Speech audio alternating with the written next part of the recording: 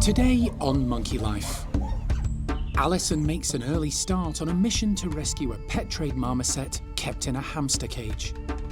An individual has been seized from a premises with very ropey circumstances. And will he or won't he? Chimp Kangu takes his time deciding whether to venture into the outdoor enclosure for the first time. Kangu, Mom! Plus, a prickly challenge for the spider monkeys.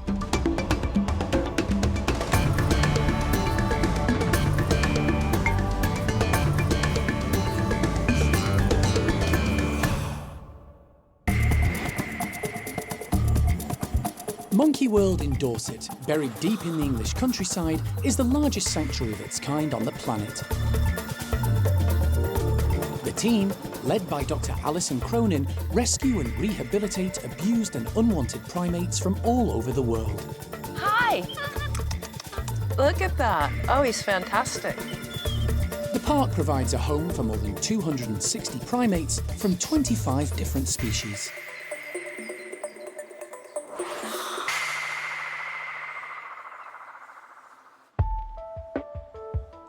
It's early morning at the park, and once again, Alison's responding to an emergency call-out to collect a marmoset victim of the British pet trade. Got an emergency phone call from RSPCA yesterday that an individual has been seized from a premises with very ropey circumstances, let's put it that way, that I've sort of not seen ridiculous caging situation that I have in this instance before. So we'll see what we can do. The marmoset has been taken from the household where it was found into a veterinary clinic in Essex. So we're off to the vet clinic to pick up this individual, assess what I believe is a male marmoset, but you never know, and get him back here to the park. It's a 160-mile journey to the marmoset's temporary home at the vet's practice in Romford, Essex. The park is usually full to the brim with rescued marmosets, but 2 elderly males recently passed away, freeing up space, and leaving 2 females in need of companionship. As Alison heads to Essex, the park's marmoset team are preparing for the new arrival. But they're a bit in the dark about what to expect. So we've been told that it is a lone male, a young juvenile. We know, based off of pictures, he was kept in a really, really small hamster cage, so we know his movement ability was limited, so therefore could have a detrimental effect to his physical ability. And other than that, we're not too sure on any of the details. It's going to be a case of what we see is what we get. With so little known about the marmoset, the primate care staff are covering all bases. As you can see, we have padded the floor in with loads of blankets. This is just in case he, has a go at maybe having a climb and he doesn't have the physical ability. If he does fall, there is a soft cushion in there to try and help him. We've also made sure that there's a lot of branching around. So we're just trying to make it as secure as possible to give him the easiest start.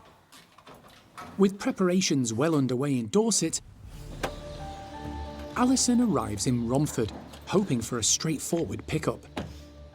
The marmoset was confiscated from its owner because the RSPCA were concerned about its welfare. They've asked Alison to assess the small primate's condition and take over its care for now. The young male has been at the vet's for 2 nights and is still in a small hamster cage. Diet isn't great, environment is awful, and he's been bounced from pillar to post. I believe the previous owner tried to claim that she had had him maybe for 8 years, but he looks like a young adult to me. So probably more like 2 or 3 years old, but hard to say. So he needs sorting out. Here you go. Is that better? Is that more tasty? A little bit. Look, little man. Do you even know what that is? You don't, do you? Look. The vet practice has very little information about the marmoset. And with a long return journey ahead, Alison is keen to transfer the small primate into a travel box as quickly as possible.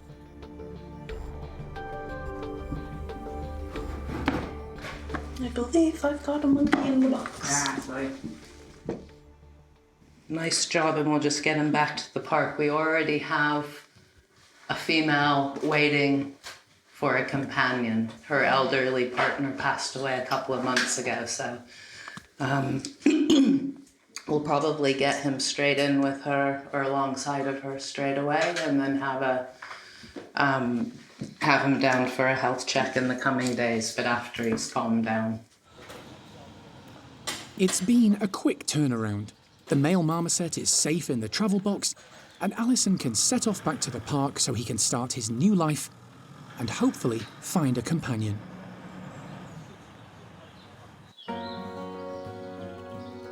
It's taken a few months, but Argentine chimps Sasha and Kangu are finally starting to feel at home in their new groups. It's the result of a tough but necessary decision to separate mother and son.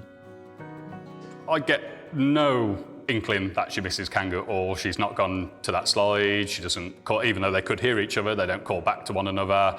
And like when he's been in an intro and perhaps, if Nari's maybe been a bit mean to him and he's done a bit of a shout, there's zero reaction from her.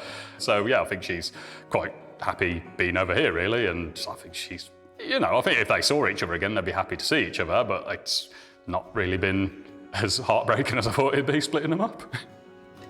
While Sasha is slowly being introduced to her new housemates in Bart's troop, Kangu has now met all 5 of his in Brian's group. And today, he's taking his next big step into the outdoor enclosure. Quite a big day, really. It's taken us a while to get to this point with him. We wanted to build up his relationships with the group a bit, but also he's quite awkward and gangly and not the strongest climber in the world, so we've wanted to wait for like a nice dry day where we're not too worried about him slipping on the climbing frame, because yeah, climbing's not a natural skill to him, which is very odd for a chimp. It looks like the perfect day for Kangu's big adventure. But things are rarely straightforward with chimps. The plan is for Kangu to go outside accompanied by just 2 housemates to begin with. Lulu is already in the enclosure keeping to her routine, which makes her happy. You monster. Leader Brian will be the other friendly face. In recent months, Kangu has formed a close bond with the big leader, and Sean is hoping he'll show Kangu the ropes. Brian races out on the hunt for the food scattered around the enclosure. But there's no sign of Kangu. He's nervous and not sure what's waiting for him on the outside. Even when Brian goes back in to encourage him, it makes no difference. Kangu isn't budging. Yeah, we'll get there. I'll be waiting for a little bit. Eventually, the team call it a day and let the rest of the group out. They'll try again tomorrow. Day 2, and the team have come up with a different tactic.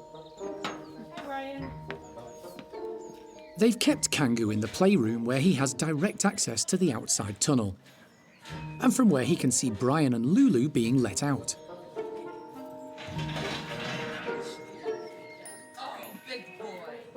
He's an interested spectator, watching as his 2 housemates enjoy themselves in the sun. But he's still wary, perhaps because of the staff, and the curious neighbours wondering what all the fuss is about. Kangu man! Once again, Brian tries to encourage Kangu out. Get him playing. Don't get him out. You know how playful he is. Once again, he stays put. At least showing interest today, whereas yesterday he was just very scared little boy. The team call it a day, leaving Kangu enjoying the sunshine from the other side of the glass. Day 3. 3rd time lucky, perhaps? Same place, same routine. With Lulu and Brian out first, and the primate care staff still hoping Kangu will pluck up the courage and follow them outside.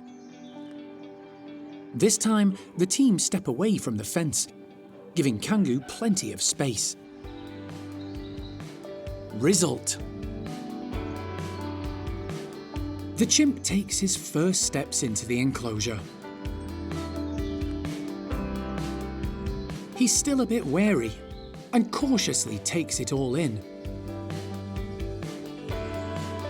before heading off to explore. Third time was the charm, although it had to wait till literally all of us have walked away, and then he just ran outside, so yeah, which was quite nice. You can see he's a bit wobbly. He's not the best climber in the world, and he didn't go right to the very top. He's kind of gone up about halfway and then come back down nice and calmly. So yeah, he's exploring a bit, although he's yet to go right down to the far end of the enclosure, but he'll get there. It's all a lot for him. Kangu is becoming more and more confident, popping back into the house and coming out again.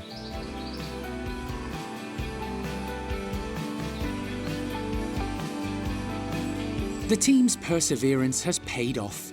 Hopefully, it's the start of a long and happy life at Monkey World for Kangu.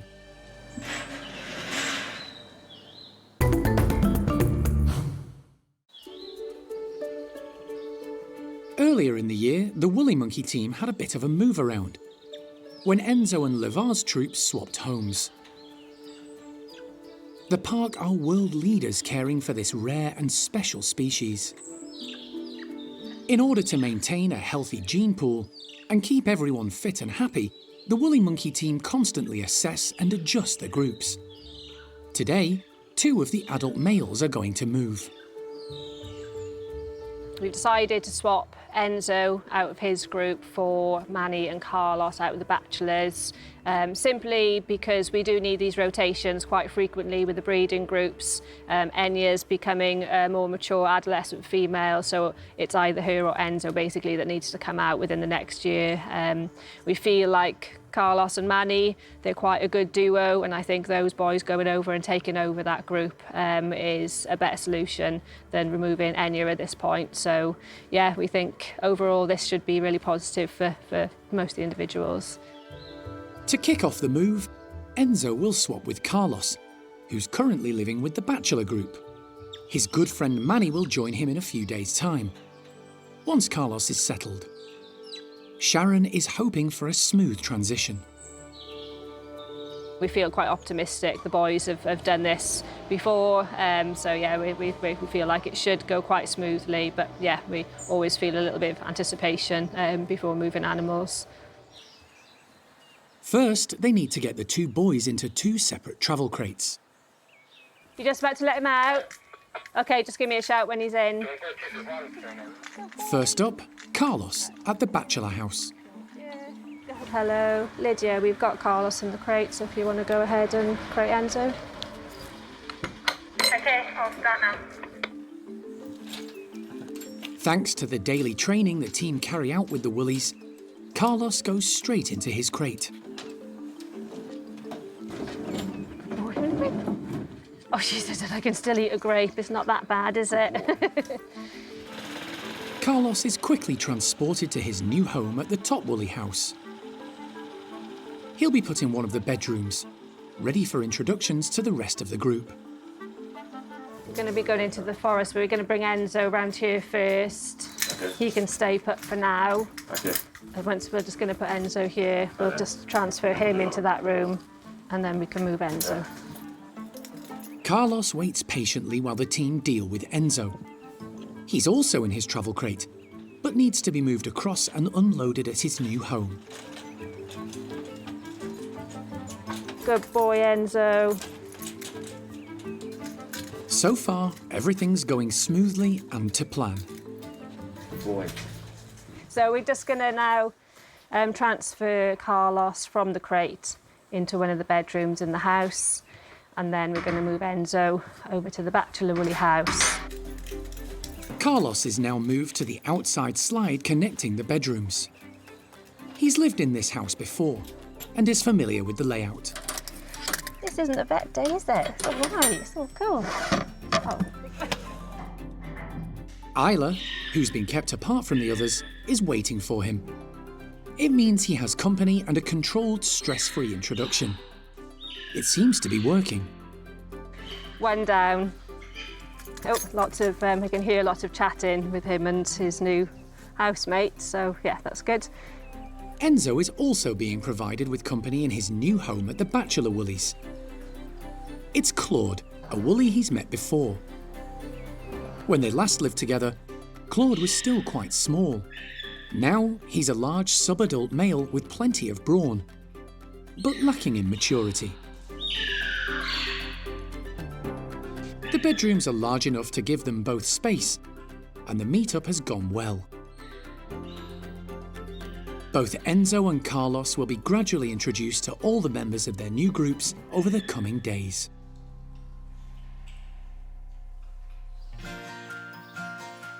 With 25 different species at the park, the primate care staff are always on the lookout for something a bit different to enrich the lives of the animals. Today, the 3 spider monkeys are about to get a thorny treat. Hanging baskets are being filled with fresh-cut gorse, complete with flowers.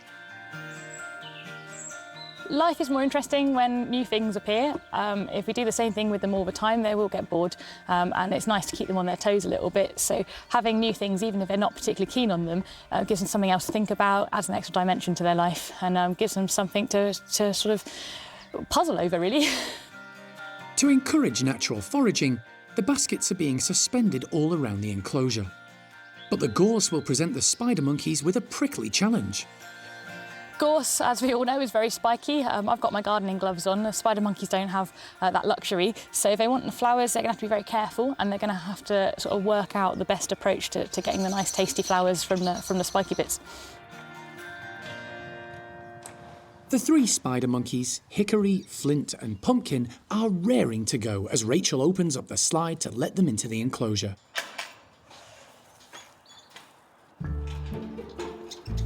Pumpkin, as always, leads the way. She's very food-orientated, as is Flint, and the pair immediately check out today's offering. Hickory's a bit more circumspect when it comes to trying new things, often just picking up leftover scraps. Today, it's the camera that's captured his interest. It's important for all the primates at the park to have fresh foliage. In the wild, they're surrounded by a wide variety of plants. The enrichment at the park mimics the behaviour of discovering new things in the wild, even if the foliage isn't found in their natural rainforest home. Pumpkin has discovered a taste for the fresh flowers. She thinks she has a clever plan to avoid the large spikes, picking them off gently with her lips rather than using her hands. Maybe not quite so clever. She ends up pricking her chin.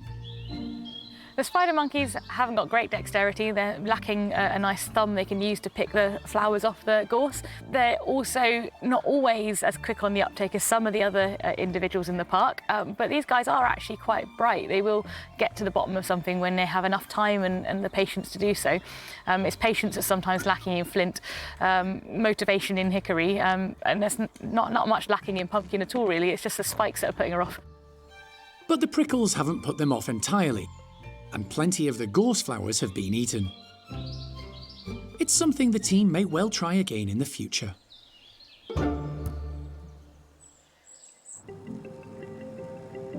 After an early start, Alison has arrived back at the park in Dorset with a male marmoset, confiscated by the RSPCA on welfare grounds.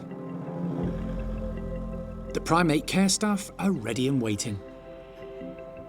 I'm happy with you to work with him. We're probably going to have to get the vet in to have him checked. Yeah. So the question is whether or not we do that straight off the bat tomorrow. Alison has discovered the marmoset has a name, Machino. He's in desperate need of space to move around, a good diet and a companion.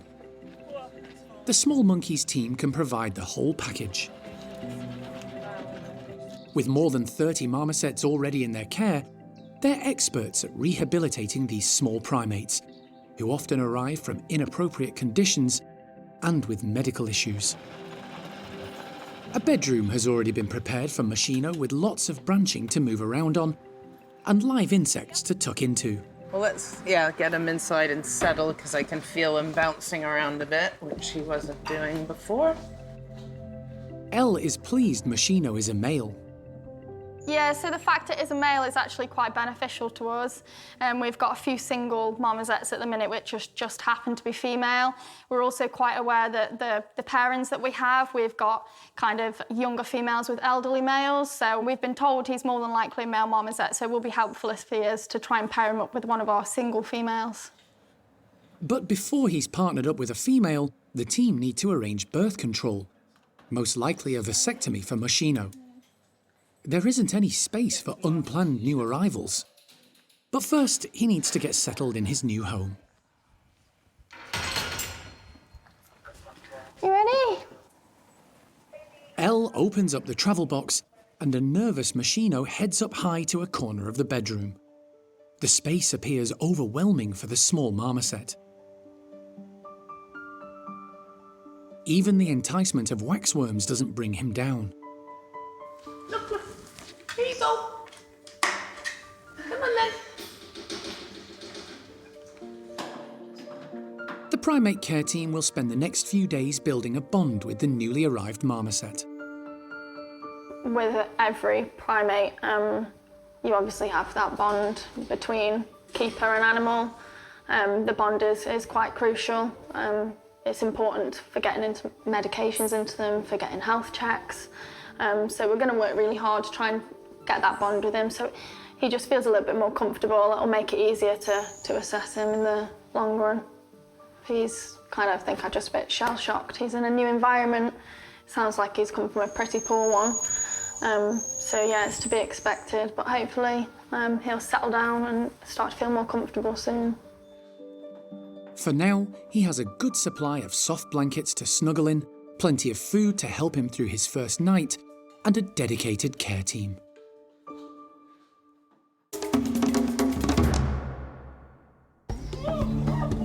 Next time on Monkey Life. An emergency operation for woolly monkey Paquita means more babies are out of the question. I was going to say, I think a hysterectomy is probably our only choice, looking at that. And a double blow for the chimp team, with the loss of Sammy, one of the park's original chimps, and the sudden unexpected passing of young adult Topperish.